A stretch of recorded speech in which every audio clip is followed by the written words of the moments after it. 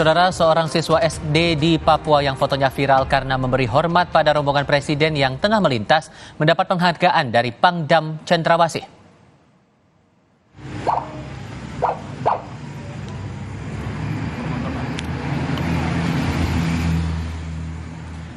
Inilah aksi siswa SD Raul Fernando Yikwa saat memberi hormat pada rombongan Presiden Joko Widodo yang melintas di Jalan Poros Kerom Jayapura, Abepura, Selasa lalu. Sikap tegap sempurna Raul dalam memberi hormat kepada rombongan Presiden belakangan viral di media sosial. Aksi siswa kelas 3 SD itu mendapat perhatian dari Pangdam Cendrawasih, Maijen Muhammad Saleh Mustafa. Raul dan orang tuanya dipanggil ke Makodam untuk diberi penghargaan atas patriotismenya. Raul bahkan dijadikan warga kehormatan TNI karena memberi teladan bagi anak-anak Papua lainnya.